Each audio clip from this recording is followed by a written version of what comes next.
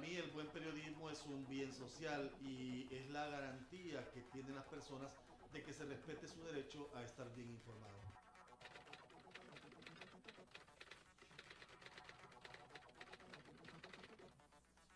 Yo creo que una sociedad sin un buen periodismo está condenada al fracaso. El buen periodismo no solo transmite mensajes, el buen periodismo analiza, interroga, se alimenta de las dudas y busca siempre la verdad.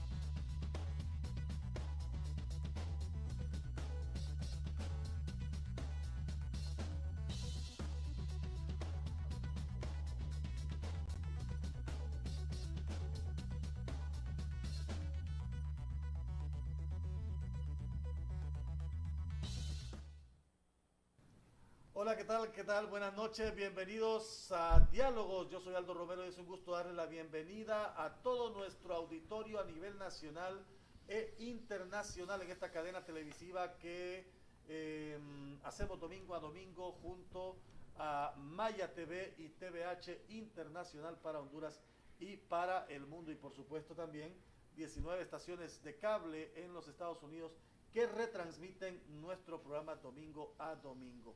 Hoy, como los domingos, un programa interesante, un programa importante. Pretendemos en la próxima hora generar análisis sobre aspectos que son importantes para el país. Antes, quiero hacer eco de pues la declaratoria de culpabilidad que ha emitido un juzgado, un tribunal de sentencia con jurisdicción nacional, que encontró culpable a los involucrados en el caso de corrupción del Instituto Hondureño de Seguridad Social, particularmente en el tema de la sobrevaloración de boletos aéreos, que fueron acusados por los delitos de lavado de activos y fraude, y a Mario Roberto Zelaya Rojas, exdirector del Instituto Hondureño del Seguro Social, junto a José Ramón Bertetti Osorio, Vivian Melisa Juárez Piallos,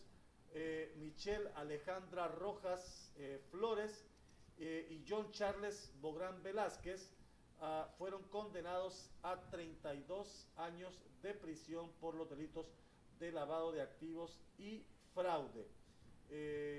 Mario Zelaya, director ejecutivo del Seguro Social, encontrado entonces culpable junto a las personas que ya hemos mencionado: José Ramón Bertetti, que era el administrador, Vivian Melisa Juárez, Michelle Alejandra Rojas, prima de Mario Zelaya, y John Charles Bográn Velázquez, por los delitos de lavado de activos y fraude.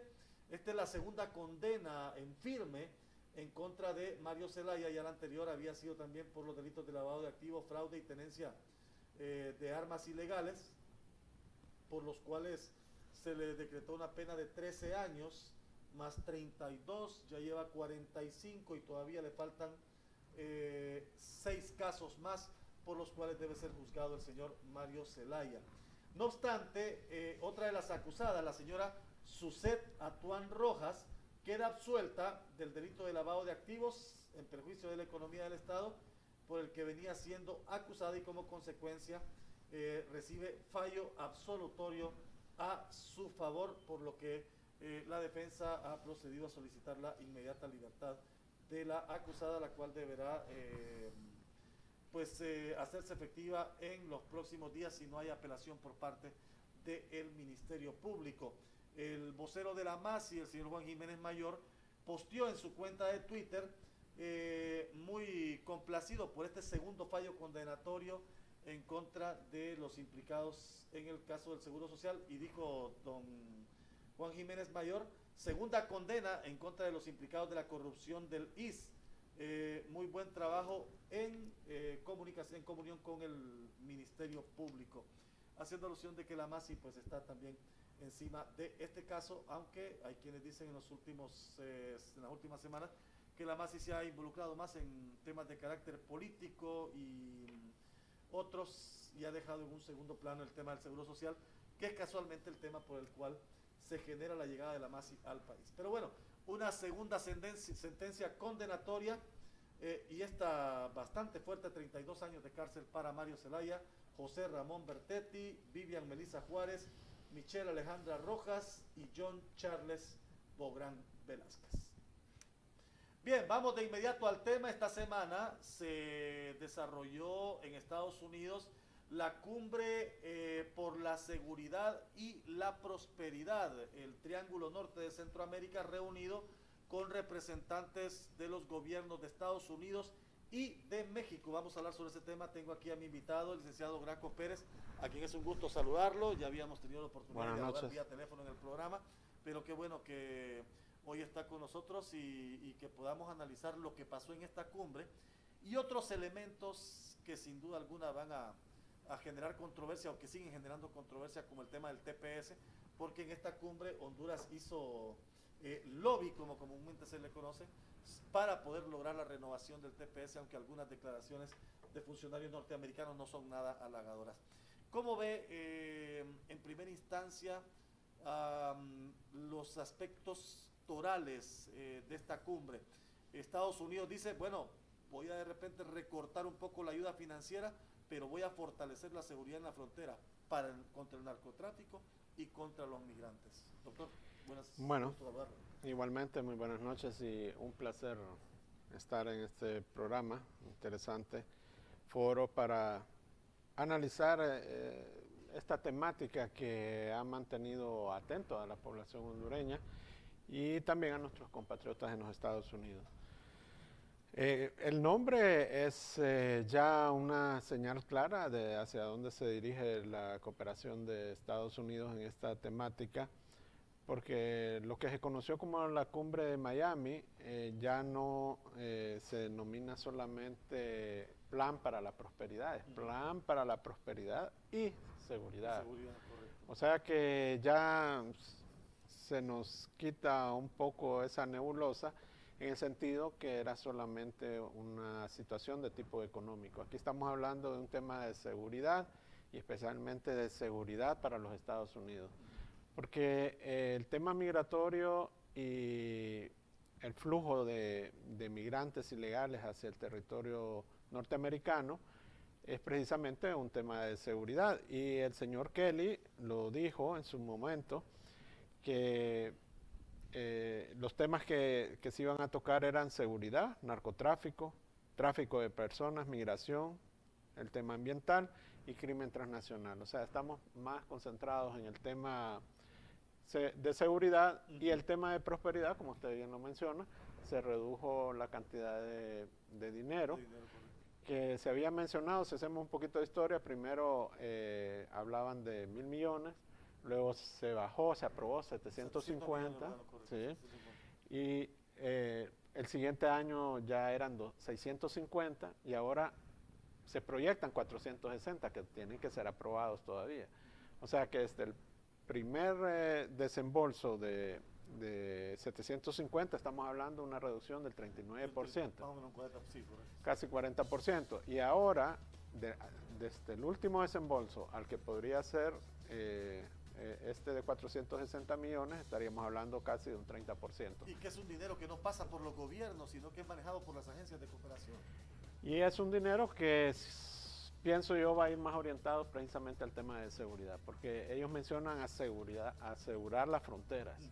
Lo que significa es que quieren evitar que lleguen los migrantes hasta la frontera de Estados Unidos.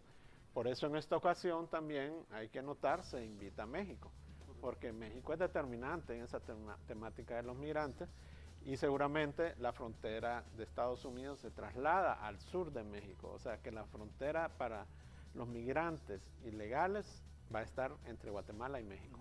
Eso me llamó la atención, la participación de México exclusivamente por ese tema, para frenar la migración del Triángulo Norte, no tanto por el impacto de la migración mexicana. Claro, y el otro tema es el narcotráfico, y el tráfico de armas, droga y demás. Claro, México también tiene un papel determinante.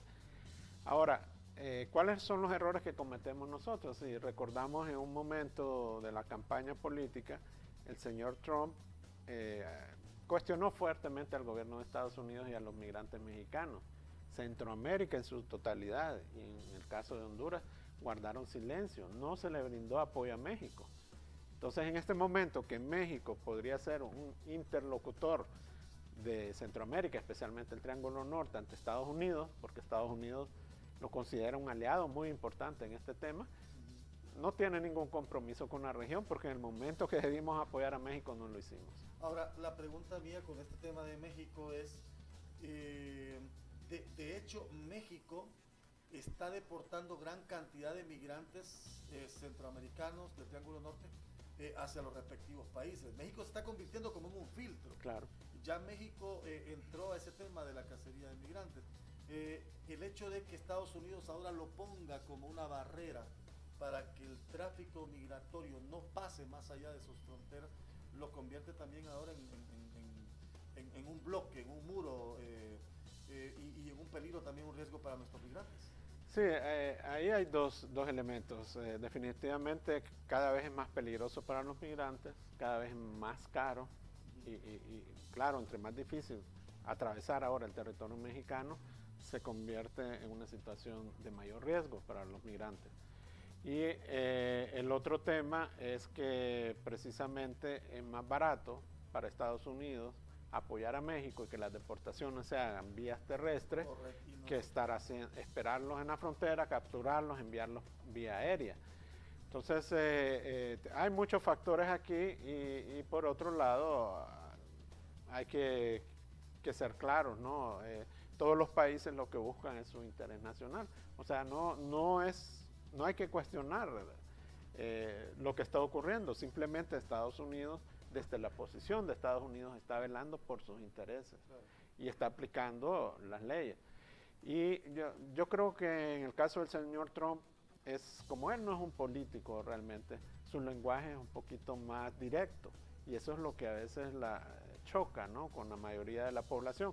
El señor Obama era un político de carrera y manejaba un discurso, pero en la práctica era lo mismo, ¿no? Las deportaciones aumentaron desde México durante el periodo del señor Obama y por otro lado se habló de una reforma migratoria que nunca se llevó a cabo. O sea, fue el número mayor de deportados durante la presidencia del señor Obama. Entonces, es una cuestión más de retórica, que la realidad ha sido siempre la misma.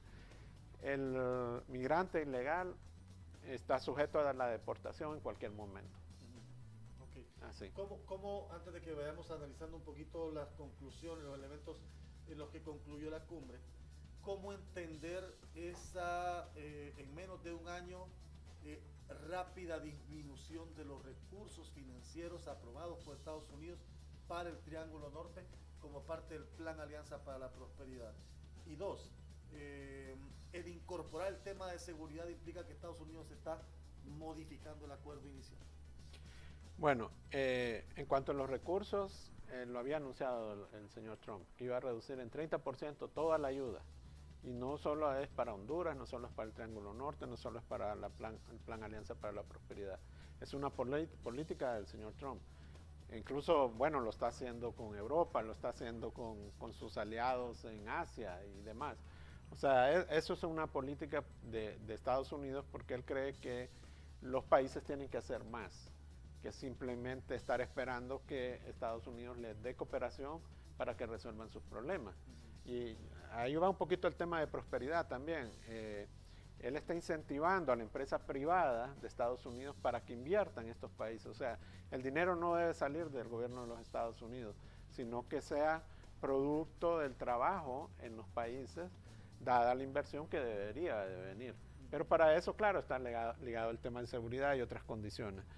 Y en cuanto a la seguridad, yo creo que siempre ha estado ligada, siempre estuvo ahí. Lo que pasó es lo que le mencionaba anteriormente. El señor Obama era más diplomático y el tema de seguridad estaba ahí, pero no se mencionaba.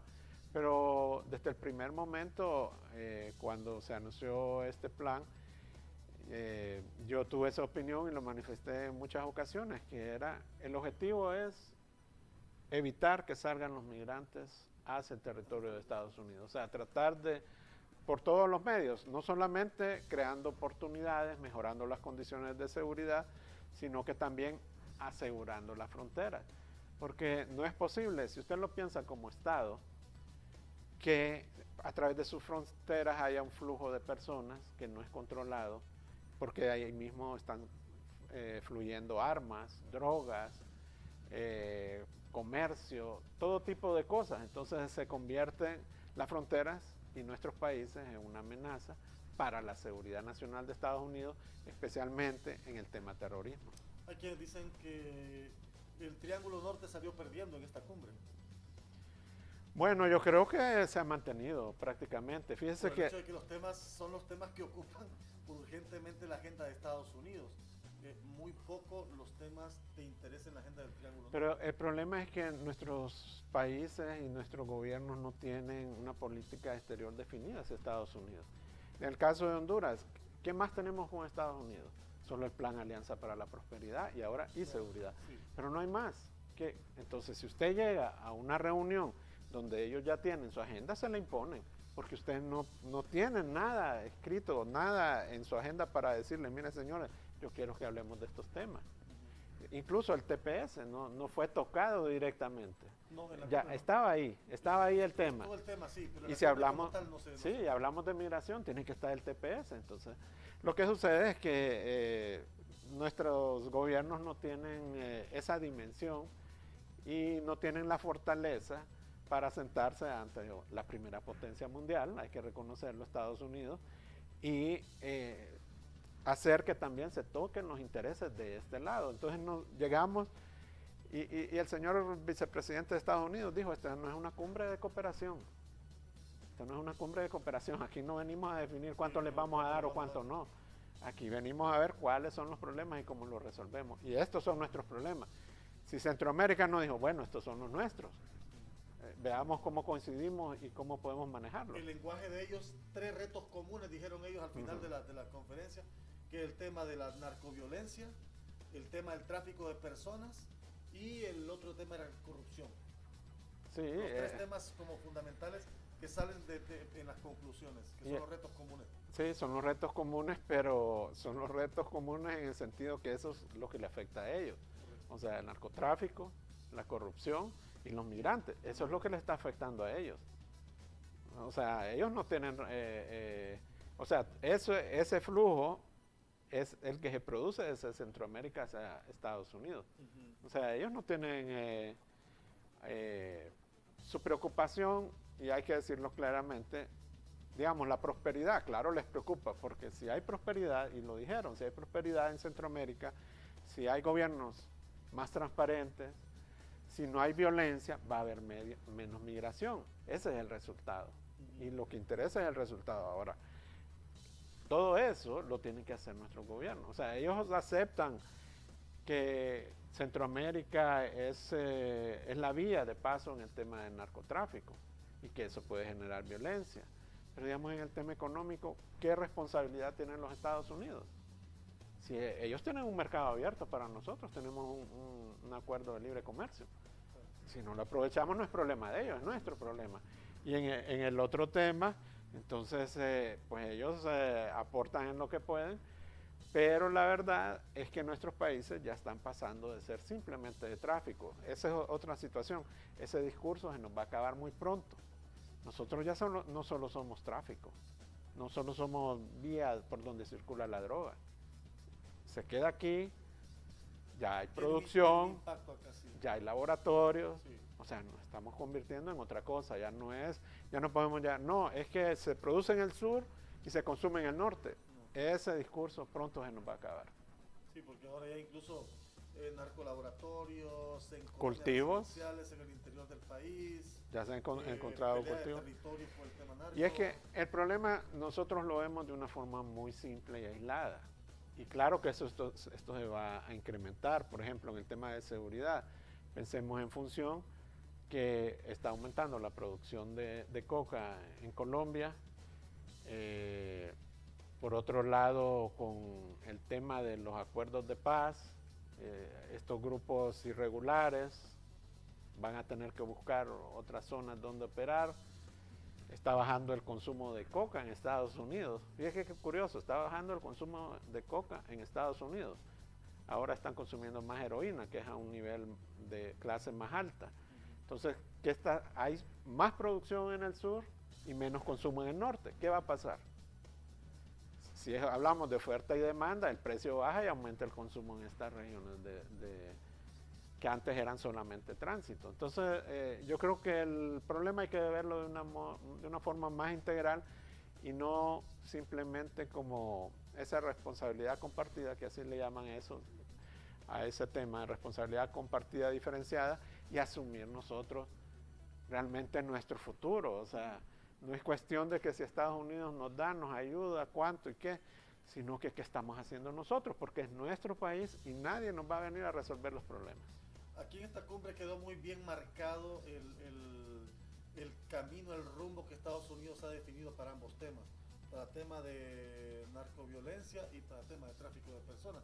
Incluso protestaban algunos porque eliminó programas de acción diferida, por ejemplo, para migrantes. Sí. Ya está bien definida la ruta que Estados Unidos va a seguir en los dos temas. Claro. Y creo que ya los países del Triángulo Norte como que terminamos de convencernos que tenemos que buscar hacer algo aquí.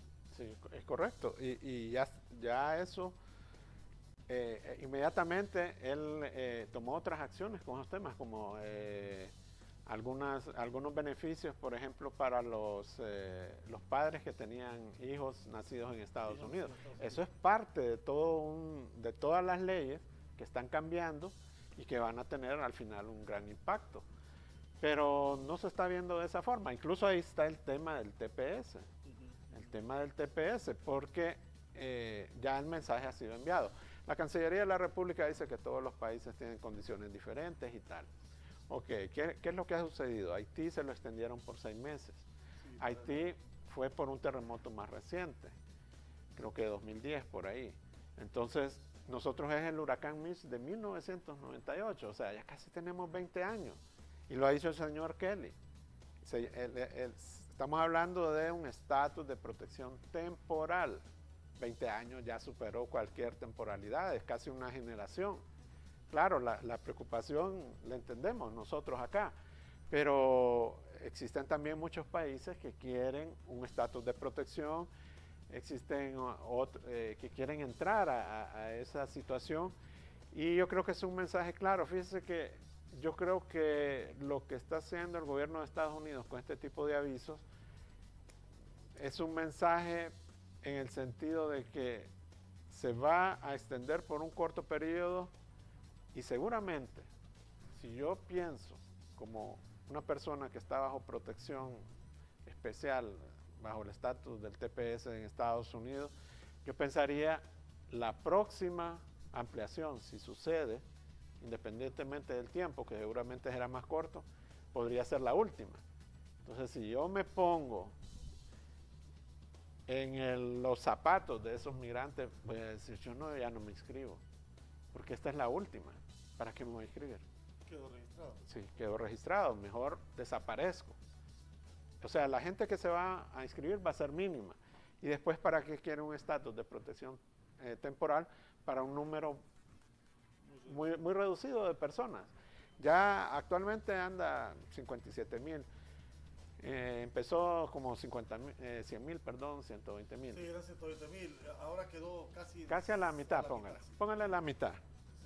Sí, entonces ya 60,000 ya se salieron por varias razones, ¿verdad? Naturales, porque lograron otro estatus, por cualquier circunstancia. El costo mismo. Entonces, o algunos que ya se están anticipando, dicen, mejor me quedo, desaparezco de ese estatus y me muevo a otro estado, busco otro trabajo y entran al campo de la ilegalidad.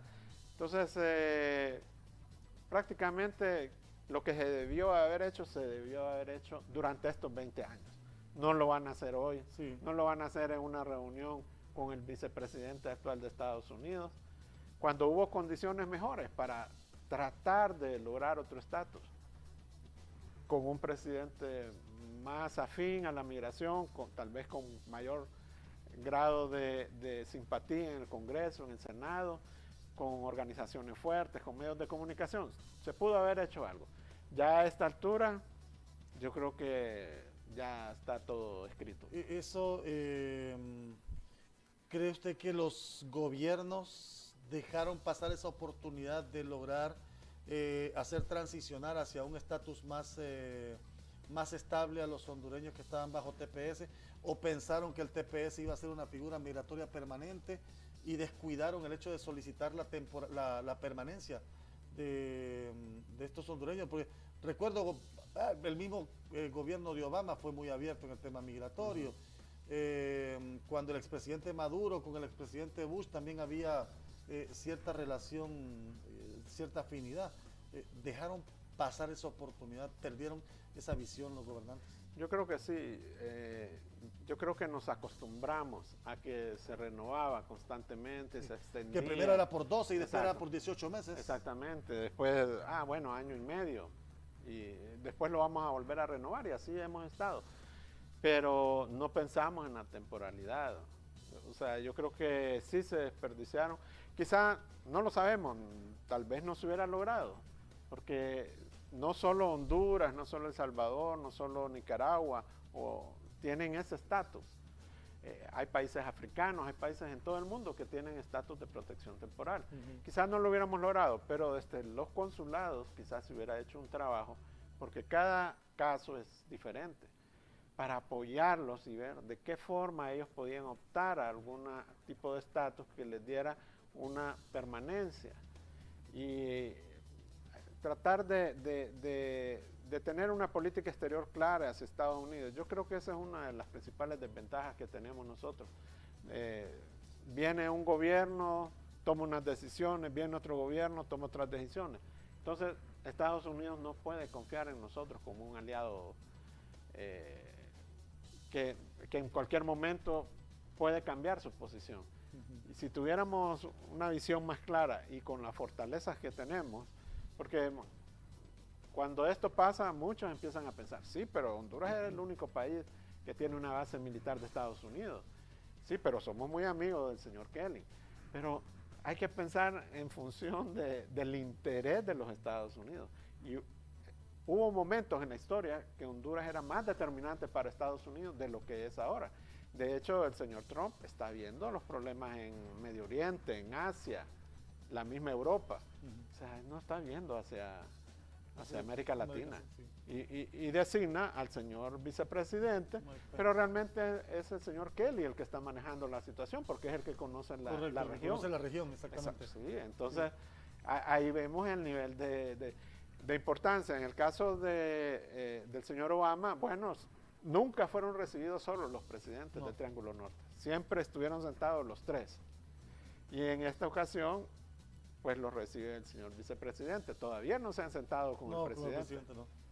Entonces, yo creo que esos son mensajes y lecturas que hay que hacer. Hay que comprender el contexto mundial, el contexto internacional, nuestras relaciones, para entonces tomar acciones. Pero simplemente porque yo llego a una cumbre en Miami y estoy en un foro con el vicepresidente de Estados Unidos, no quiere decir que voy a lograr un estatus para mis migrantes o que ya tengo las puertas abiertas de la Casa Blanca. No, eso no es así. Ya nos metimos un poquito al tema del TPS, aunque voy a volver no, hay mucho más que hablar de la cumbre. Pero con este tema del TPS, porque para el país es fundamental, la gente dice, bueno, ¿dónde usted trae 60,000 hondureños que ya tienen una vida allá? Claro. Muchos incluso están desde antes de lo del huracán y se acogen bajo el TPS.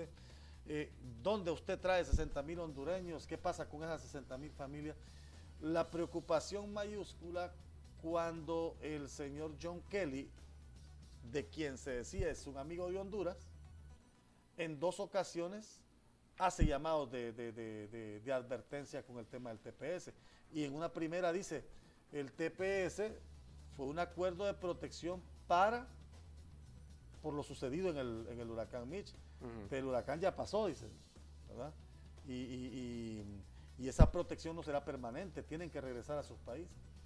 Y más recientemente, dice él, que ya, hablando casualmente, 20 años es demasiado, y que en efecto estos países deben ir pensando en cómo atraer a sus 60.000 y fracción, en el caso de Honduras, que es el que más tiene, porque Nicaragua tiene menos, El Salvador tiene menos en este esquema, para recibirlos otra vez en el país. Contra la protesta, el malestar y la negativa, por supuesto, de los que están bajo esa figura. Sí, ¿Cómo entender que John Kelly, un amigo del país, un amigo de la región, el que da esos mensajes? Es que eso no lo hace que no sea amigo, o sea, él conoce la región, puede tener algún nivel de afinidad, puede considerarse una persona que tiene empatía con los hondureños y que tiene empatía con la región centroamericana, pero él, ante todo, primero es un exmilitar, sí. Y segundo, es un funcionario del gobierno de los Estados Unidos con una responsabilidad muy importante, que es la seguridad interna, la seguridad nacional de los Estados Unidos.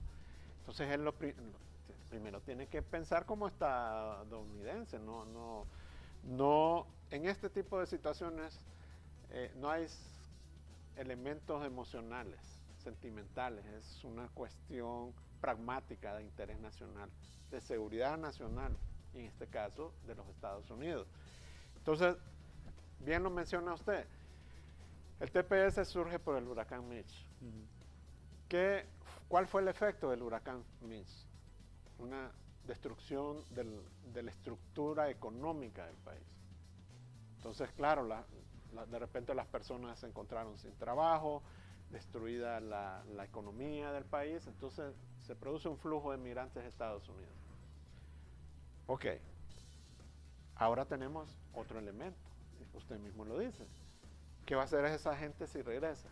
Vas a encontrar una situación donde no hay trabajo tampoco. Supuestamente en 20 años el país ya debió haber salido adelante, pero no hay generación de empleo, ni para las personas que tienen estudios universitarios en muchos casos, y usted bien lo sabe, como catedrático universitario. Claro que sí. Y luego, otro elemento más, la inseguridad en el país, que no existía quizá a los niveles que estábamos en los años 1998. Entonces, otra vez, si yo estoy en Estados Unidos y pienso, primero estoy viviendo 20 años, mis hijos estudiando en las universidades, quizá graduándose, algunos pueden haber nacido allá, una vida hecha, regresar a un país casi desconocido, donde ahora hay violencia, abandonar la inversión que yo he hecho, mi patrimonio de 20 años, me tengo que deshacer de él si me regresan a Honduras. O sea, todo el elemento es natural en una persona, por eso yo creo que la mayoría, sin tratar de incentivar a nadie, sino que pensando, si fuera mi caso, pues en un acto de desesperación es ver la forma, cómo permanecer en Estados Unidos. Porque aquí las opciones son claras. Buscar otro estatus, que posiblemente será muy difícil, regresar a Honduras, que yo creo que es la última posibilidad, y finalmente quedarse ilegalmente. Entonces, yo creo que la mayoría de la población, de esa población que está bajo ese TPS, va a ser permanecer en territorio de Estados Unidos. Ya habrá tal vez no decisión tomada, pero sí una línea del gobierno norteamericano en ese sentido. El embajador se va y también deja el mensaje de que el TPS deja un mensaje muy claro. Mike Pence en las últimas Kelly en las últimas horas dice, bueno, tampoco el TPS hasta que esos países lo harán desarrollar. Desde no desarrollaron, pues no es problema de Estados Unidos. Hay ya una posición definida, que si se da una ampliación será por menos tiempo y será la última y tendrán que regresar. Yo creo que sí. Lo que sucede aquí es que nosotros estamos en un periodo político. Entonces, hablar esas cosas con esa frialdad para los políticos es muy difícil. Bueno, pero el presidente, mire qué contradicciones. El presidente de la República, que habla de la disminución de la violencia, que habla de mejores oportunidades, en los argumentos que pone para pedir una ampliación del TPS, que este es un país con mucha violencia, con mucha inseguridad, con bastante pobreza y con falta de oportunidades. Claro. O sea, negando prácticamente una realidad que él ha venido manejando internamente, de que el discurso aquello de que hay oportunidades, que hay trabajo, que todo está bien, que la inseguridad está bajando, pero a nivel de argumentos para lograr una ampliación, tiene que reflejar esa realidad que es la que existe en el país.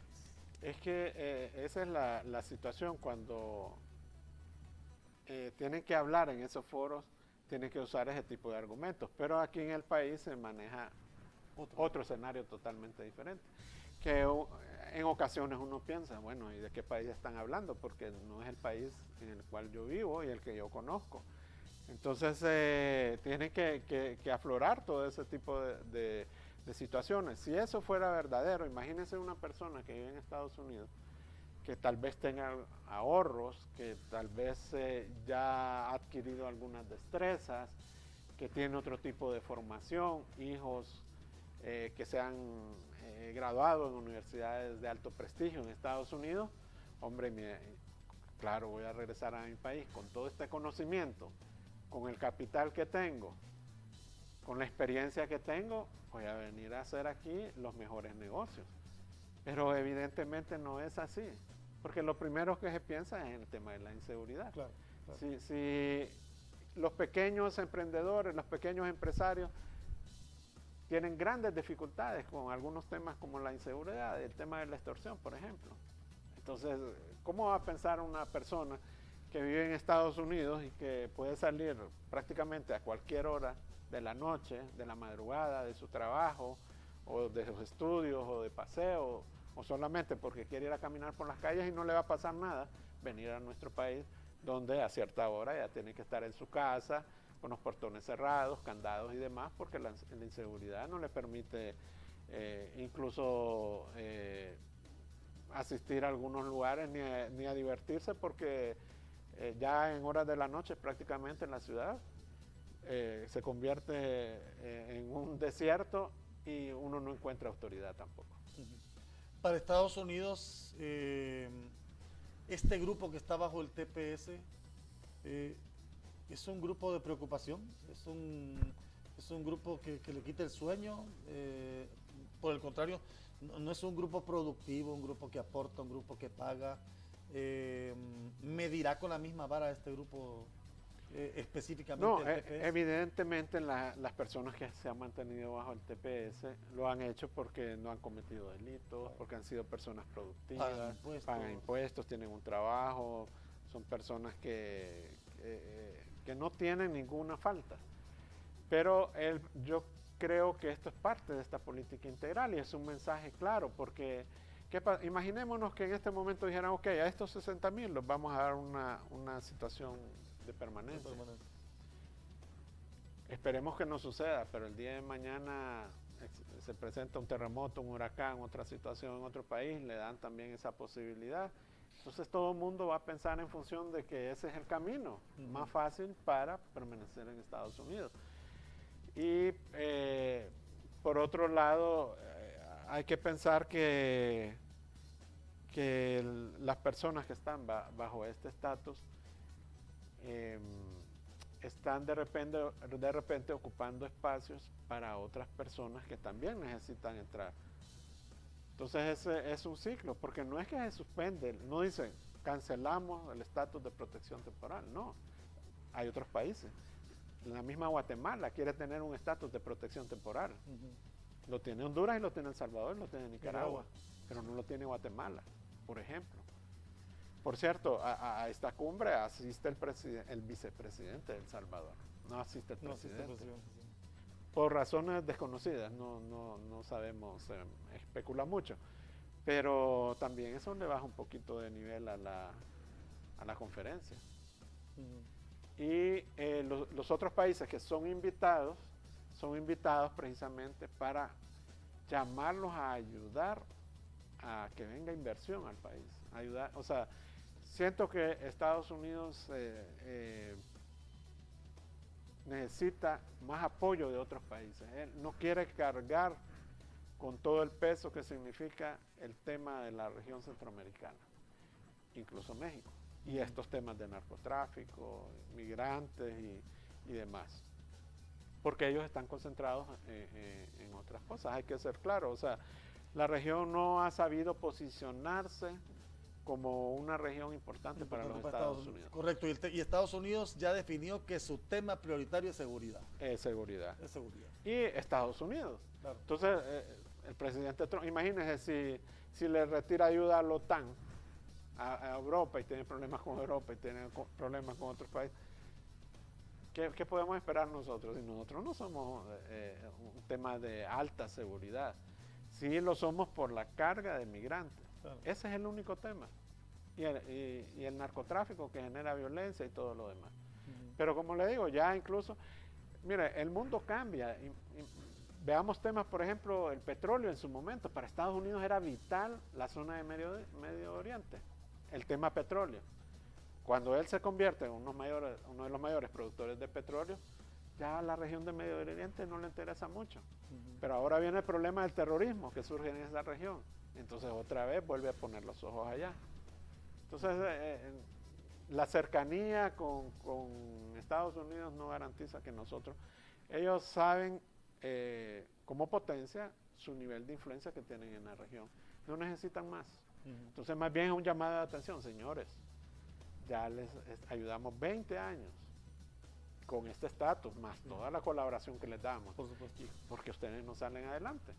Y ahí, mire, el tema que está ahí atrás también es el tema corrupción. Es uno de los tres temas comunes que decían ellos, pero es de interés para Estados Unidos también. Definitivamente. Y es el primero de los tres. Dicen corrupción, tráfico de personas y narcoviolencia. Es el primero que ponen ellos en esos tres. Y en corrupción que tenemos nosotros, realmente. Tenemos, y lo estaba mencionando cuando hizo la introducción, el tema de la MAS, que ese es la OEA. Naciones Unidas está ocupada en Guatemala. Sí, y la MAS está ocupada en Honduras. Entonces, a pesar de todo lo que se pueda decir, y yo puedo coincidir en muchas situaciones en la línea del tiempo, los resultados que hemos tenido en la MAS y tal vez no han sido los esperados. Hay que ver por qué. Claro. Hay que ver por qué. Todavía tenemos... Pero es importante que haya un auditor internacional. Exactamente. Pero por eso es importante que ellos estén aquí. Sí. Y por eso los tenemos que apoyar como sociedad. Porque es nuestra última oportunidad en tema de corrupción. Es nuestra última oportunidad. ¿Quién va a venir después de la OEA? Después de la OEA, ¿quién? Nadie. Sí. Las Naciones Unidas no van a venir. Bueno, el informe de Inside Crime, que a veces esta revista tiene sus hierros también, pero ubica ahí y lo pone en el plano internacional que el tema corrupción sigue siendo el modus operandi en Honduras, un sistema operativo bien solidificado en Honduras. Mire, y eso cae dentro de las redes de crimen transnacional. O sea, es que aquí pensamos solo narcotráfico. No, hay redes de crimen transnacional también ligadas a la corrupción correcto, sí. Y al lavado de activos. Claro. Entonces, lo que pasa es que hay que leer bien lo que nos están diciendo. Claro, cuando nos traen el discurso aquí ya maquillado, la situación cambia, porque sí, logramos. Y de hecho, el mismo vicepresidente de Estados Unidos dijo, vamos a seguir apoyando al Triángulo Norte, les vamos a dar 460 millones y los aplausos. Sí. Claro, pero no están bajando 30%. Después de 750. Entonces después cuando usted empieza a hacer números, dice, ok, me bajaron 30%. Y que hubo desembolso solo del 2016, todavía el 2017 no hay desembolso. No hay desembolso y esto que está anunciando está sujeto a que sea aprobado. Correcto. No ha sido aprobado. Él lo va a presentar, así como Obama presentó 1.000 millones y le dieron 750. Quiere decir que estos pueden presentar 460 y le darán 300. Puede ser. Y de hecho de lo que hablábamos, de lo que usted mencionaba hace poco, en el tema de seguridad, que es el que se incorpora a este plan, una de las partes estratégicas es que dice John Kelly que van a trabajar durante un largo periodo de tiempo, hablando de años, en la seguridad contra el delito transnacional. Dice. Sí. Hacer un bloque contra el delito transnacional. Ese es el tema. Y mire, hay nuevas formas de crimen. Desde crimen cibernético, que para nosotros aquí es prácticamente algo muy lejano, pero que puede ocurrir y está ocurriendo en algunos casos, hasta lavado de activos, tráfico de armas, tráfico de personas y nuevamente el tema terrorismo. A ellos les preocupa sobremanera. Y nosotros aquí, con estos sistemas que tenemos, de migratorios, y y aquí voy a entrar a un campo que posiblemente va a tener alguien se va a sentir afectado políticamente. El tema del Registro Nacional de las Personas es que no es un tema solo electoral. Sí, el Registro Nacional de las Personas es un tema de seguridad nacional de Honduras. Y mientras se maneje políticamente, electoralmente, somos una amenaza para nuestros vecinos y aliados. Sí. Porque aquí han pasado personas con pasaportes falsos, llegan a otras fronteras con pasaportes hondureños, no siendo hondureños. Usted entrega identidades o pasaportes a personas que hay un tráfico y eso es parte del crimen transnacional. Y esa parte le preocupa a Estados Unidos. Entonces, ¿qué tenemos que hacer nosotros? Miren, la ventaja no solo es para el gobierno de Estados Unidos, también es para nuestra sociedad. Entre mejor estemos organizados y más transparentes sean las instituciones, entre más seguros sean nuestros documentos y menos políticas sean las instituciones y estén fortalecidas, pues el país también va a tener más puertas abiertas. En este momento nos ven con recelo, definitivamente. Y como le digo, lo que pasa es que esta nueva administración no tiene ese lenguaje político que han tenido las anteriores. Todavía la gente queda como en incertidumbre de qué es lo que van a... Sí, pero lo que sí está claro es que el señor Trump está cumpliendo lo que prometió. Lo que prometió, sí. O sea, va en la línea en la que él definió su discurso. En cosas tan grandes como salirse de los acuerdos de París en tema medioambiental, que es una situación mundial de calentamiento global y todas las repercusiones que tiene para nosotros mismos, que somos uno de los países más vulnerables en este tema, hasta cuestiones tan simples como voy a reducir 30% la cooperación, y aquí va todo. No, que la Alianza para la Prosperidad, no, 30%, aplíquese. Y lo que pasa es que nosotros nos gusta pensar que no nos van a afectar las decisiones que se toman en Estados Unidos. Y así como se manejó, bueno, el señor Kelly es secretario de Seguridad Interna, un amigo de Honduras, nos ha visitado, amigo personal. Sí, pero eso es una cosa. Y la otra son los temas de país. Y eso es lo que nosotros no entendemos. Porque aquí nosotros manejamos la política y las relaciones con nosotros gobiernos como relaciones personales. Y eso no es así. O sea, el país como tal debe tener una orientación clara y en función de eso, entonces vamos a tener resultados. Mientras sigamos manejando las cosas como, bueno, le pongo como ejemplo, estuvimos casi un año sin canciller, tuvimos una canciller interina un año, para después nombrarla. ¿Por qué no la nombraron inmediatamente? Un mes después, 2, 3, ok. Un año. Y con una política exterior manejada desde Casa de Gobierno. No teníamos, sí, ese es el otro tema. Y eso que la Cancillería se ha convertido en un inmenso consulado. Si usted se fija, ¿qué temas maneja Cancillería? Migrantes. Es más, migrantes. La Canciller no la he visto yo en estas giras cuando... No tiene la Canciller creo que debe estar regresando de su gira por Europa. No está. Italia, que andaba también con el señor designado presidencial Ricardo Álvarez, allá en el Vaticano, y otros países visitaron por ahí. Pero ¿cuáles son los temas determinantes para Honduras? O sea, entonces mientras esto suceda, nuestro panorama realmente es muy incierto y tratamos de apoyarnos en otros países. Para nosotros, porque nadie dice, pero va a estar México, tenemos una ventaja ahí competitiva porque vamos a estar con México, que es nuestro hermano mayor. ¿Por qué nadie lo dice? Porque cuando México ocupó de nosotros, volteamos a ver hacia otro lado.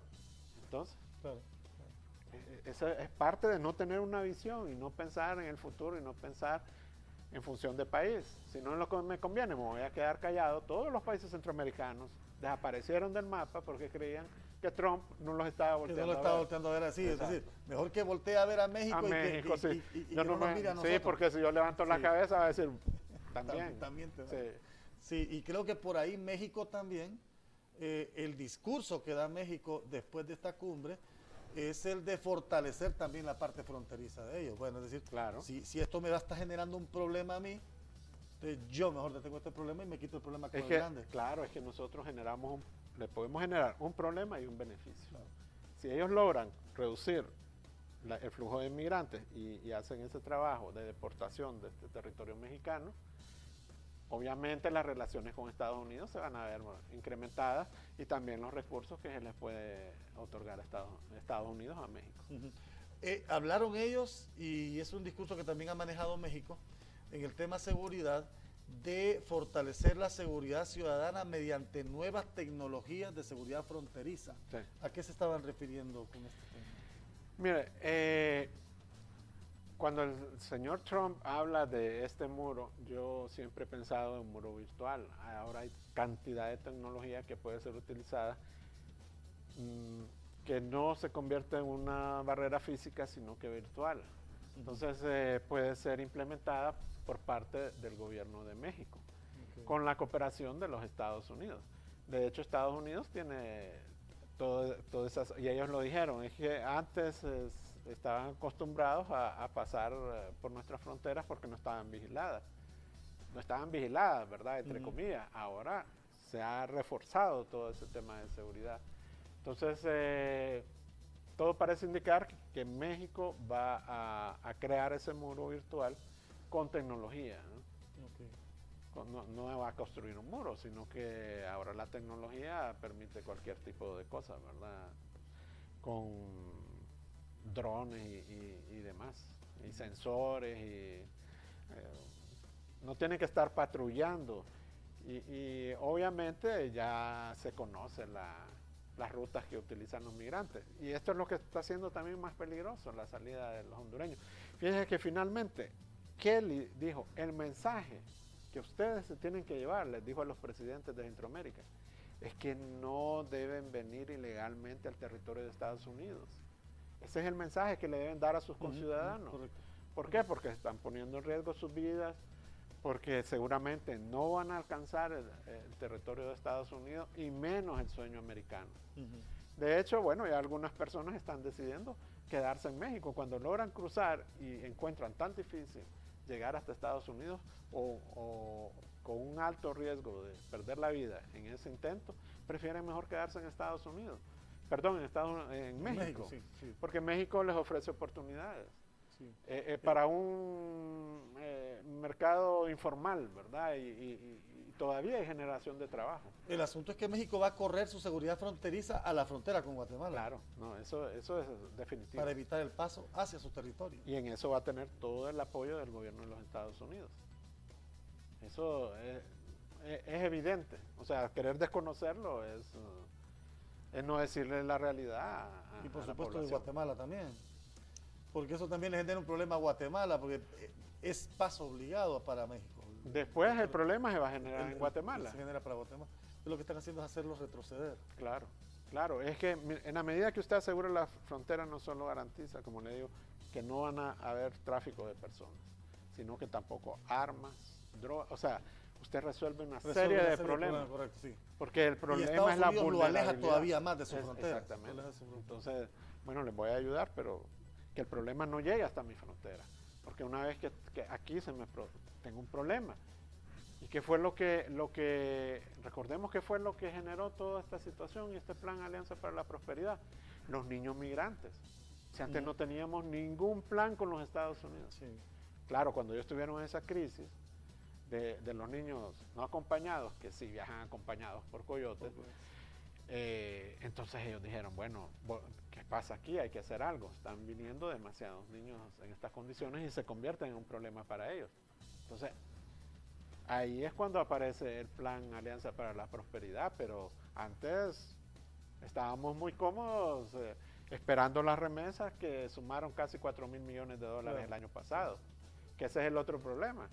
Representan el 20% del Producto Interno Bruto, es lo que producimos nosotros, 20% es lo comparable de todo lo que nosotros producimos. Increíble que el que está fuera por condiciones de pobreza, de inseguridad, por falta de empleo, es el que sostiene en gran parte la economía. Y se convierte en prácticamente sumados en una gran empresa. en una gran empresa. Porque si sumamos todo lo que nosotros debemos exportar para alcanzar 4.000 millones de dólares, y lo hace cada hondureño mandando remesas. Y sabe usted que muchas veces se critica que el 95% de esa remesa es utilizada para consumo, pero porque mucha gente depende de eso. Y a veces no es cuestión de que, como me estoy esperando la remesa, pues no salgo a buscar trabajo. A veces realmente son complementos, porque cuando uno está en un banco y escucha que a una persona le mandaron $100, uno sabe que son $100 que aquella persona en Estados Unidos dejó de hacer algo para poder mandarle a un familiar, y que tal vez con ese dinero pague la luz eléctrica, que por cierto se mencionó ahí, que es una de la energía eléctrica, perdón, que es una de las energías más caras. Entonces, claro, el gobierno al final está cómodo porque la remesa mantiene la economía. Se evita un problema con esta gente que recibe. Se van allá, me generan ingresos, mantienen también de alguna forma, son una válvula de escape. Entonces, entro en una zona de comodidad y no se le presta atención como el problema que puede venir en el futuro, que es, por ejemplo, que el TPS va a tener un fin. La visita que anunció Mike Pence para los próximos meses a estos países, ¿cuál será el objetivo? ¿Darle seguimiento a esto o ya traer decisiones concretas y anuncios concretos con el tema de cooperación? Fíjense que yo ahí estoy un poco confundido, porque dice, el vicepresidente Pence anunció que va a visitar Centroamérica, Colombia, Argentina, Chile y Panamá. Y después dice, voy a visitar Colombia, Chile, Panamá y Argentina. Pero no menciona qué países de Centroamérica. Y no va a venir a toda Centroamérica. A menos que programe un viaje generalmente a El Salvador y ahí viajen los presidentes centroamericanos. Habría que esperar, porque sentí un poco confusa la información, si se estaba refiriendo al sur, o sea, y incluía Colombia, Argentina, Chile y Panamá, o sea, Centroamérica como solamente Panamá. Correcto, sí. Que tiene su importancia, o sea, ahora hay que ver por qué va a ir a cada uno de esos países, ¿no? Claro, es evidente, en el caso de Colombia, los acuerdos de paz, en el caso de Panamá. Y que en la cumbre se tocó el tema de Colombia también. Sí, en el caso de Panamá, el tema del canal, que está ahora recientemente estableciendo relaciones diplomáticas con China. Es un tema geopolítico para ellos. Y bueno, Argentina, por supuesto, porque el cambio que ha tenido con la llegada del presidente Macri, y Chile, que es una potencia en Sudamérica. Habrán otros temas, pero... Y que de hecho estaban representados ahí en la cumbre como observadores, ¿verdad? Había gente de la Unión Europea, estaba gente de Canadá, de Chile, de Colombia, de Costa Rica, de Panamá, de España, de Belice también y de Nicaragua, que eran como parte de los observadores. Y la gira que se ha anunciado de Mike Pence incluye Chile, Colombia, Panamá y Argentina también. Exacto. Sí. Entonces yo creo que Centroamérica se refiere a Panamá, no sé, vamos a ver qué pasa. Pero lo interesante ahí es que prácticamente pasó de ser una relación Estados Unidos, Triángulo Norte, a una relación multilateral, porque ya entonces sienta México, viene la Unión Europea, viene Chile, vienen otros países, entonces es como, señores, ahí está, ahí les dejo, ustedes también ayuden, es su región. Yo hago mi parte, pero ustedes hagan la suya. Sí, tiene su lógica la incorporación de observadores entonces también, y en el caso de la Unión Europea, que tiene mucha relación con estos países también, y por supuesto el mercado suramericano, tiene mucha lógica el poder incorporarlos como observadores. En el caso de que Mike Pence llegue en los próximos meses a estos países, ¿será ya con decisiones concretas? En el tema seguridad, recursos, planes específicos, estratégicos en materia de seguridad y fronteras? Sus decisiones yo creo que ya las tienen.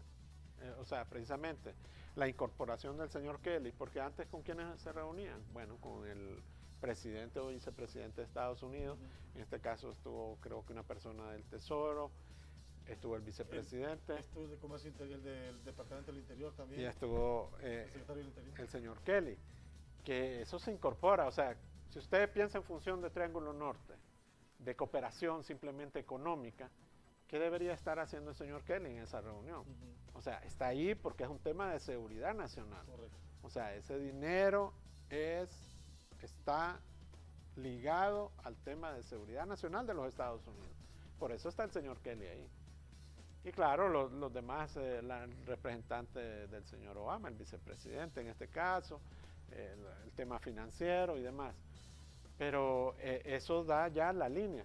Ellos tienen claramente, precisamente el señor Kelly conoce la región, no llega a improvisar, él ya tiene un plan. Ahora, en tema de recursos habrá que ver, porque no es que el presidente tenga los recursos y los saca de una gaveta, los tiene que presentar en un presupuesto, y ese presupuesto se lo tienen que aprobar, y entonces estarán a disposición esos recursos. El señor Miguel Osorio Chong, que fue el representante de México en la cumbre, sí, publicó en su cuenta de Twitter y dijo: México seguirá trabajando muy de cerca con los gobiernos de los países vecinos para lograr los objetivos que compartimos como región. Y después publicó: hacia adelante el reto es traducir los acuerdos en acciones concretas en beneficio de la seguridad y la prosperidad de nuestras sociedades. Sí, y pensemos en México también. Si Estados Unidos fortalece su frontera, ¿a quién le queda el problema? A México. A México. Sí. Entonces dice México, ok, bajémosla más. Bajémoslo, sí. Para que le crea a Guatemala. Que el problema a Guatemala. Sí, así va la pelota para abajo. Sí, correcto. Es evidente y claro. Fíjense que el señor Kelly habló de un milagro en el tema de seguridad. A mí me llamó mucho la atención el uso de esa palabra, milagro. O sea, no dijo, es el resultado de las acciones concretas de los gobiernos de Guatemala, El Salvador y Honduras. Es el resultado del buen uso de los recursos que hemos prestado, o que hemos brindado para que se luche contra el narco. No, es un milagro. Yo lo vi y dije, son los países más violentos del mundo, y esto mucha gente me decía, esto no va a cambiar. Pero no lo ve como un resultado de acciones, lo ve como pasó, jamás se lo imaginó. O sea, siento yo que fue una oportunidad para darle un respaldo a los gobiernos, y no lo hizo. Porque en vez de decir, fue un milagro, debe haber dicho, reconozco, felicito, es el resultado de los gobiernos. Exactamente. De un proceso. Sino que la expresión es un milagro. Sí. Y también dice él que la seguridad y la prosperidad van de la mano, que no puedes hacer, dice, acciones concretas en una sin la otra. otra. Sí, eso es algo muy claro, pero lo recalca, ¿verdad? Sí. O sea, sin prosperidad no hay seguridad. Sin seguridad y prosperidad van a seguir viajando ilegalmente a Estados Unidos. Y finalmente eso es lo que yo quiero evitar. Entonces, por favor, trabajen en la prosperidad y trabajen en la seguridad. Claro, el gobierno de la República, digamos, las declaraciones del presidente Juan Orlando Hernández iban dirigidas en ese sentido. Ya se redujo las muertes por cada 100,000 habitantes, llegamos al nivel de 80, las hemos bajado a tanto y posiblemente vamos a llegar a 50 y tanto. Tenemos cárceles de máxima seguridad. Y todo lo que nos presenta como publicidad gubernamental. Pero para mí el indicador es, señores, los migrantes. Usted me puede decir que tiene cárceles de máxima seguridad, usted puede decir que está extraditando narcotraficantes, usted me puede decir que la economía está mejorando, todo lo que usted me diga.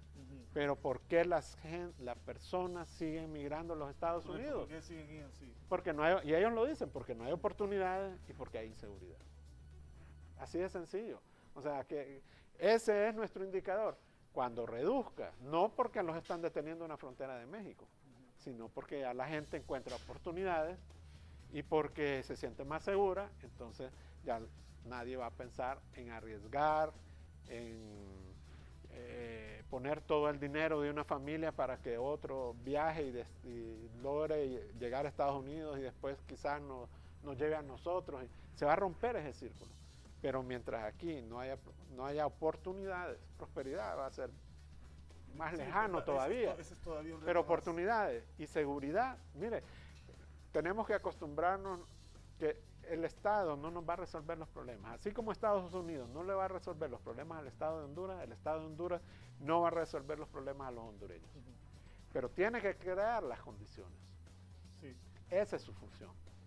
Para que el que pueda o tenga la iniciativa, sea emprendedor, pues vaya saliendo adelante por su capacidad y no por el tema político, que ese es otro elemento que nos mantiene a nosotros en el letargo, porque aquí todo es político. Aquí estamos 3 años y medio, 4 años en política. Todo es político. ¿Y cómo obtiene usted un trabajo en muchas áreas? Políticamente. Si usted puede ser el mejor profesional, el más capacitado, tener la mejor actitud, pero no le dan la oportunidad porque usted no llega con la recomendación de alguien. Entonces el gobierno se llena de personas que tienen recomendación, no precisamente de las más capaces, lo cual no quiere decir que no hayan personas capaces, claro. Pero también chocan con otra barrera porque al final las decisiones se toman políticamente y aunque quieran hacer cosas, si no hay ahí un número de votos, yo voy a hacer un proyecto porque me va a generar tantos votos o porque me va a mejorar la imagen en esto. No es porque estoy pensando en el país. Estoy pensando en función de un proyecto político, entonces hasta ahí llega todo. Voy a tomar unos minutos más porque el tema está interesante y todavía hay un par de consultas que quiero hacer y tenemos el tiempo para poder agotarles y quiero abusar de su, por favor, tiempo porque en realidad me parece muy interesante lo que hemos estado hablando. Los dos temas, se incorpora el tema de seguridad, define alguien por lógica, es más, tal vez no es más fácil, pero creo que a corto o mediano plazo es más alcanzable metas en materia de seguridad que en materia de prosperidad. Que el tema de prosperidad en los países del Triángulo Norte pareciera que va a ir un poco más lejano.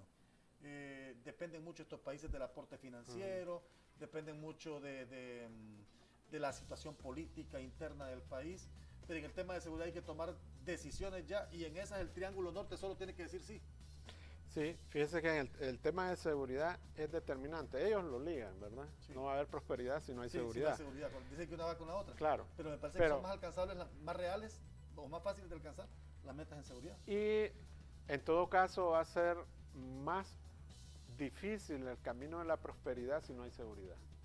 Entonces, ¿qué sucede? Nosotros, los hondureños, estamos financiando la seguridad en nuestro país.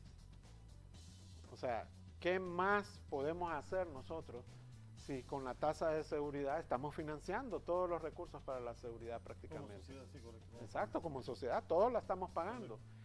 Y eso solo nos ha permitido, solo digo yo, porque con una persona que muera no debería de suceder. Hemos bajado, póngale 30 muertes por cada 100,000 habitantes. ¿Qué más necesitamos? Una tasa de seguridad 2.0 o aumentar la tasa de seguridad para bajar otros 30 puntos y quedar en 20. No, o sea, ya las condiciones están dadas. Se trata ahora de acciones. Yo creo que muchos de los recursos, como han sido manejados y existe esta ley de secretividad todavía, que yo creo que es un lastre para el país, muchos de estos recursos no están siendo utilizados como deben ser utilizados. Y no estoy hablando que están siendo desviados para bolsillos de personas. De repente no están siendo utilizados, porque aquí todo, usted pone un foco en una colonia, es parte de la tasa de seguridad, porque si hay luz, entonces los ladrones actúan menos.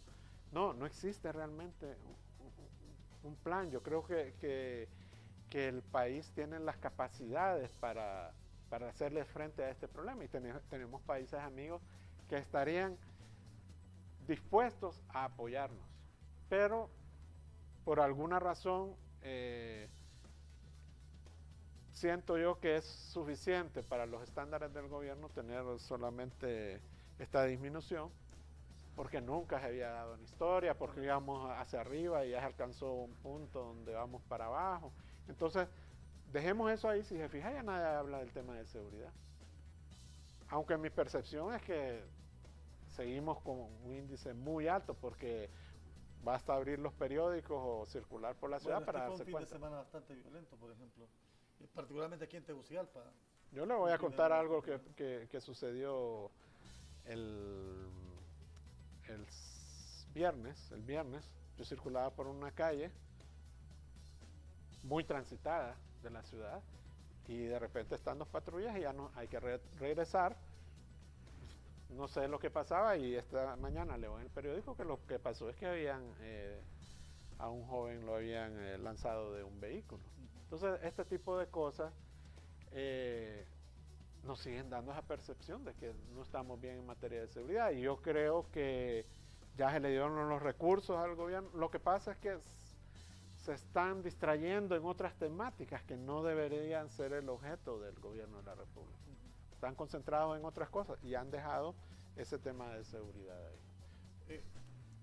La organización Carecen, que casualmente en este programa tuvimos hace como 3-4 semanas a este grupo de representantes de organizaciones migrantes, previo a la cumbre, dicen ellos que hay temas que no se abordaron en la cumbre, que quedaron a deber con algunos temas. Por ejemplo, que ellos le están poniendo mucha atención a la crisis de refugiados que se da en los países del Triángulo Norte, y que para este grupo la migración, a pesar de todas las restricciones, sigue siendo la única vía de escape a la crisis que están viviendo estos países.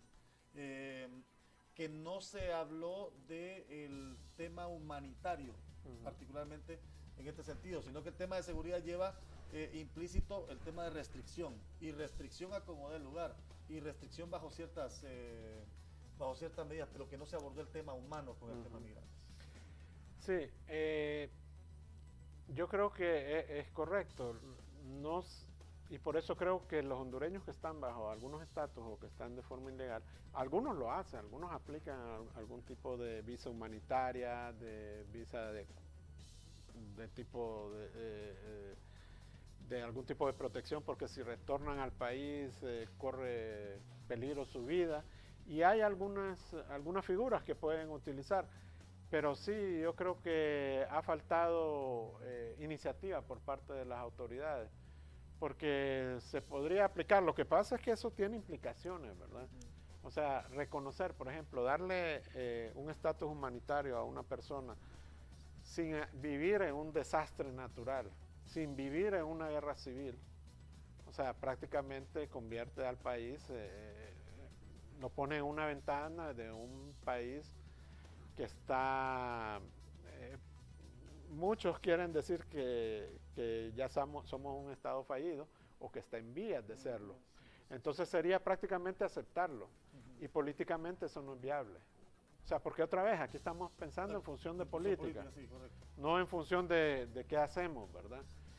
De repente usted se tiene que declarar en crisis para recibir alguna ayuda, porque dicen, bueno, es un país en crisis, usted mismo lo acepta y entonces va a obtener la ayuda. Pero si usted quiere presentarse como el país,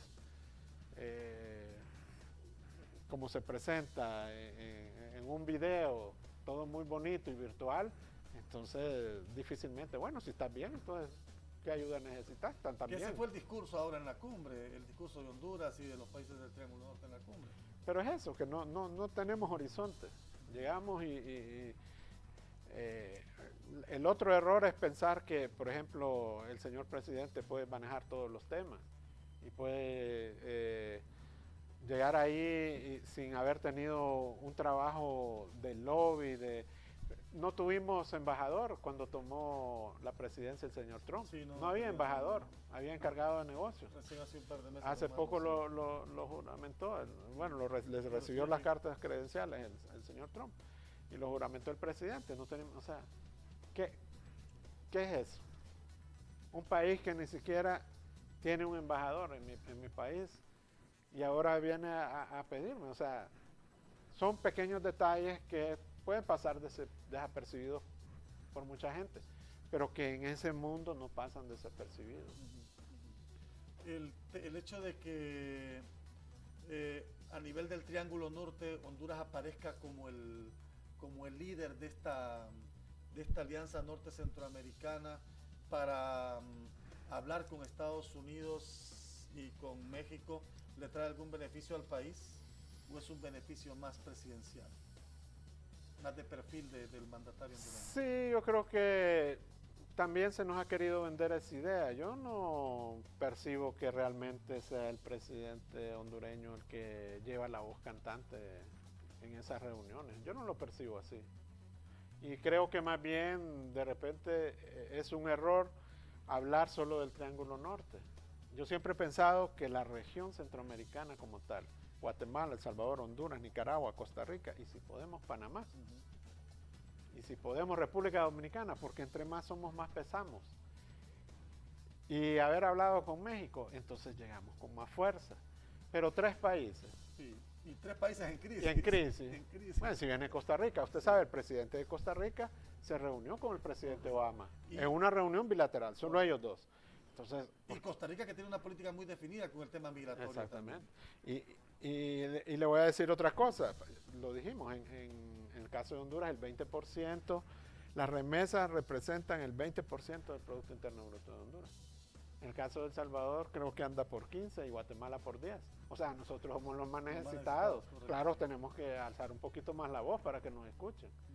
Pero yo no lo veo como que se presenta un gran liderazgo. O sea, eso puede manejarse publicitariamente, pero ya a la hora de estar sentados en una mesa, señores, aquí ustedes son iguales, tienen los mismos problemas, nos causan los mismos problemas, ¿cómo los vamos a resolver? No, yo soy el líder, no. Además, existe, quiera o no, una competencia por parte de los otros países para ver qué beneficio tienen. Y cada uno tiene sus argumentos. Porque cada país tiene, al margen de que ahí tenemos una problemática común, cada país tiene también sus necesidades en materia de cooperación. Imagina Guatemala, ¿qué puede decir Guatemala? Bueno, si van a poner aquí el problema, ahora es mío. Correcto. ¿Y a mí cómo me van a ayudar? Entonces, exacto, y yo tengo más problemas que Honduras. Sí, ahora el problema es más visible para Guatemala, porque salen más de Honduras y El Salvador en esa ruta, correcto, y El Salvador igualmente. Y El Salvador, bueno, yo he sido su aliado tradicional, de hecho, los presidentes de Estados Unidos viajan a El Salvador y ahí se realizan las cumbres. Y El Salvador, contrario a lo que muchos pueden pensar, es el aliado más fuerte de los Estados Unidos en la región. A pesar de tener un gobierno supuestamente de izquierda con el FMLN, pero es el aliado más fuerte. Se ha mantenido, sí. ¿Por qué? Porque tiene una política exterior clara. Se ha mantenido, sí. La misma Nicaragua tiene buenas relaciones con Estados Unidos y tiene buenas relaciones con otros países, otras potencias, Rusia, por ejemplo. Y no pasa nada. Tiene relaciones con China continental, que hablan de un canal que está todavía un poco en veremos, y tiene relaciones diplomáticas con Taiwán. O sea, pero eso es lo que sucede. Nosotros aparecemos en escena cuando nos conviene y cuando no, desaparecemos y no estamos en un trabajo constante. ¿Por qué se habla del TPS ahora? Porque ya lo tienen que presentar, porque no hablaron antes. Está a la vuelta de la esquina. Claro, ya. Ahora tienen que presentar la solicitud, porque se vence en enero. Sí. Entonces, por eso surge el tema del TPS. Estábamos trabajando en el TPS, estábamos haciendo lobby, tenemos los argumentos, claro, pero ¿por qué no lo hicieron antes? Había que trabajar desde antes. O sea, si se lo otorgan otra vez por un periodo corto o mediano, bueno, que el mismo día que se lo otorguen empiecen a trabajar en el siguiente. Correcto. O en qué se va a hacer. Sí, pues yo creo que ahí va a pasar más en función también la inscripción del tiempo que Estados Unidos defina. Pues si me dicen que me van a dar otros 18 meses, pues tengo que inscribirme, aunque sea la última, yo me inscribo. Pues si me dicen que solo me van a dar 6 meses, mire, voy a la búsqueda de dónde estoy más tranquilo en Estados Unidos. Y siendo ser visible para la migración. Siendo muy frío, el más beneficiado va a ser el gobierno, porque eso va a ser utilizado políticamente. O sea, es cierto, se tiene que hacer lobby, se tiene que trabajar, pero al final es el gobierno de Estados Unidos y sus políticas las que van a definir el tiempo y qué va a pasar con el TPS. Sí, eso es claro. Sí, claro. O sea, nuestros argumentos, sí, pueden haber, son buenos hondureños y todos los argumentos que usted quiera, pero ellos primero piensan en su interés, como debe ser. O sea, eso no es cuestionable. Todos los países deben pensar en su interés nacional y trabajar en función de eso, no en intereses particulares, de grupo o partidarios. En el caso de Honduras, ¿a qué nos obliga estas determinaciones adoptadas en estos 3 temas, de los cuales dijo John Kelly, vienen a partir de este momento un seguimiento urgente a un plazo medio de unos 3 años para que se cumplan, y México dice, esto es urgente hacerlo y hacerlo ya? ¿A qué nos obliga como país? Porque los migrantes se continúan yendo, es decir, yo he tenido la oportunidad de escucharlos, a mucha gente decir, no, me traen pero me vuelvo a ir. Claro. La situación me obliga a volverme a ir, a correr el riesgo, a enfrentarme con lo que venga, aunque sean medidas más difíciles. Los coyotes incluso van a incrementar el costo de pasar gente, el riesgo va a ser mayor, pero esta gente se sigue yendo. ¿A qué nos obliga como país para detener esa escalada migratoria rumbo a Estados Unidos, pasando por Guatemala y México? Nos obliga a convertirnos en un país serio en la toma de decisiones, a fortalecer las instituciones, a establecer procesos de toma de decisiones y no creer que una voz tiene la razón. O sea, obliga a que se siente las autoridades del gobierno, que en este caso sería Cancillería de la República, empresa privada, sociedad civil, academia, decir, bueno, ¿qué hacemos? Porque esto es el principio. Aquí estamos hablando del TPS, pero no sabemos que otros, bueno, ya los recortes están anunciados en 30%, claro, en todo, claro. En todo. Entonces, ¿a qué nos obliga? A realmente a trabajar en función de nuestro país y dejar por un momento el sectarismo partidario y los proyectos políticos y sentarnos todos y ver qué vamos a hacer y trabajar en función de un plan de país a largo plazo, no de un plan de gobierno, sino que decir, bueno, este es el plan de nación que por ahí anda, vamos a sacarlo de la gaveta y nuevamente revisarlo y adaptarlo porque el mundo ya cambió, ya no es la misma situación que antes. Entonces vamos a ver qué está ocurriendo en el mundo y a qué le podemos apostar para empezar hoy a trabajar en función de eso como país. Porque ahora va a tener doble problema, si le vienen los tepecianos, ese es un grave problema, pero por otro lado se le están yendo otros. Claro, claro, sí. O sea, las decisiones que ellos tomen, no, me refiero al gobierno de Estados Unidos, no van a detener ese flujo migratorio, lo va a detener la prosperidad, o la generación de oportunidades y la seguridad en Honduras. Lo que lo hace es un camino más peligroso para estas personas y un mayor costo para las personas que pagan a un traficante de personas, porque un coyote es eso, un traficante de personas, para que puede ser visto desde una óptica de un benefactor casi una persona que ayuda a una familia o a una persona a alcanzar un objetivo.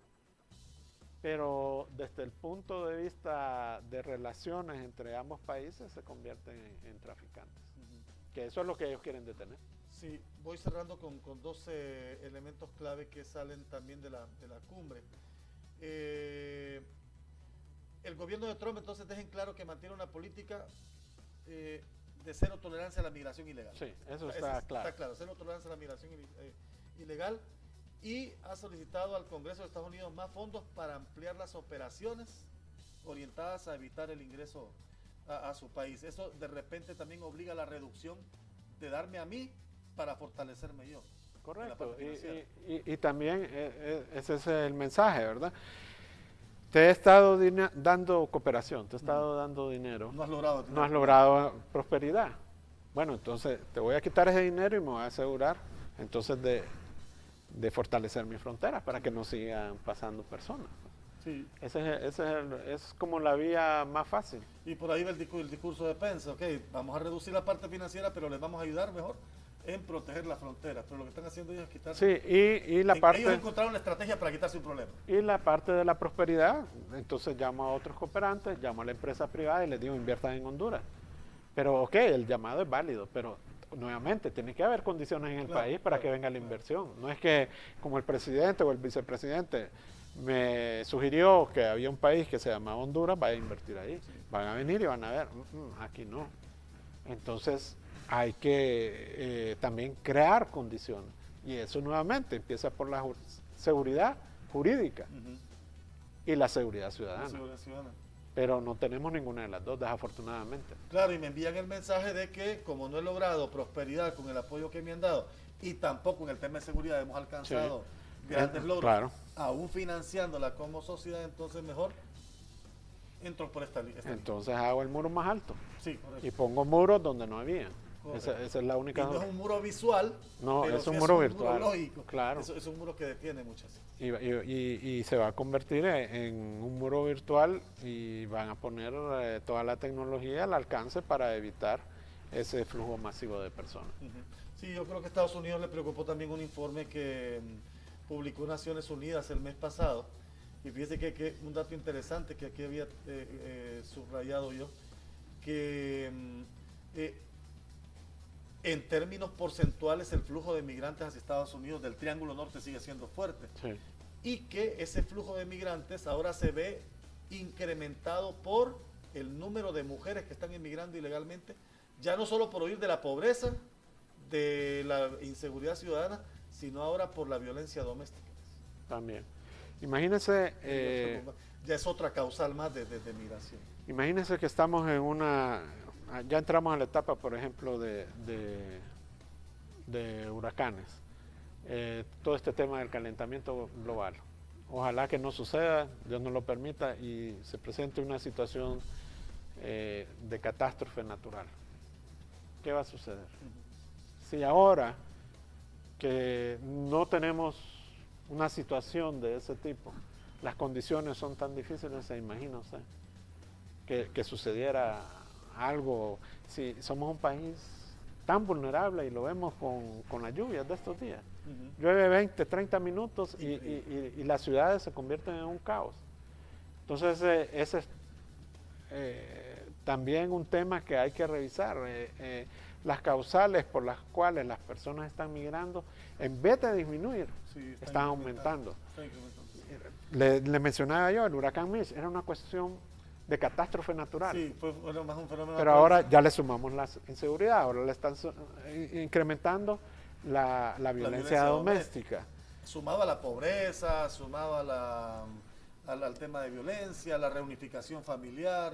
Y todo lo demás, y se van a ir sumando más causales. Entonces, va a ser inevitable que siga personas intentando llegar al territorio de Estados Unidos. Esa es una muestra de lo desesperante que es la situación. Yo me pongo a pensar, o sea, iniciar una aventura para personas que quizás nunca han salido del país hacia un destino totalmente desconocido, sin hablar un idioma, con el mínimo de recursos, en manos de coyotes, expuestos a todas las situaciones en el camino, porque él lo dice, lo dijo Kelly claramente. Las niñas son abusadas sexualmente. Los hombres están sujetos a secuestros y a todo lo demás. Las mujeres igualmente.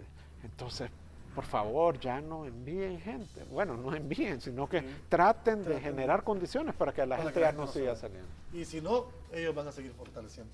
Creo que ha sido ilustrativo, creo que hemos agotado la temática, aunque es esto es una bola de nieve, regularmente están apareciendo, pero será sin duda alguna importante ver qué es lo que viene ahora en seguimiento a esta cumbre. Sí, le agradezco y sus conclusiones finales.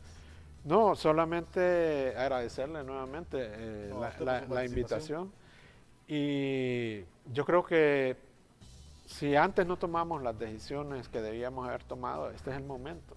O sea, ¿qué más vamos a esperar para empezar a trabajar en función de nuestro país y hacerlo sin sesgo político, sin sesgo partidario y dejando a un lado el interés personal, sino trabajando en función del país? Y así poco a poco vamos a ir encontrando el camino, y por supuesto la comunidad internacional está dispuesta a ayudarnos siempre que nosotros mismos hagamos algo por nosotros mismos. Licenciado, le agradezco mucho. Un placer. Gracias por su participación. Gracias. El licenciado Graco Pérez, experto, analista internacional. hemos evaluado, hemos analizado los resultados de la cumbre desarrollada el pasado 15 y 16 de junio en Miami, la cumbre para la prosperidad y ahora para la seguridad, con la participación de los países del Triángulo Norte de Centroamérica, México y Estados Unidos, y la observación de otros países de la región centro-suramericana y también del Caribe y de la Unión Europea, para darle seguimiento a lo que vendrá en los próximos días, seguramente con este tema, el tema del TPS, el tema del aporte financiero como parte de los recursos de la Alianza por la Prosperidad, que se va a someter al Congreso de los Estados Unidos. Son 460 millones inicialmente. Veremos si el Congreso de los Estados Unidos decide que se van los 460 o van a disminuir en determinado porcentaje. A todos ustedes, gracias por su sintonía a esta cadena televisiva que hacemos en diálogos desde Maya TV y TVH Internacional. Nos vamos a encontrar el próximo domingo con uno nuevo de la serie. A todos y a todas, buenas noches y que estén bien. No, gracias.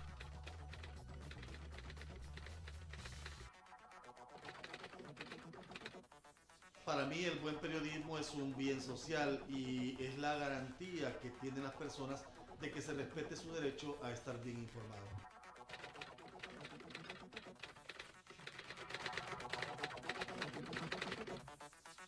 Yo creo que una sociedad sin un buen periodismo está condenada al fracaso. El buen periodismo no solo transmite mensajes, el buen periodismo analiza, interroga, se alimenta de las dudas y busca siempre la verdad.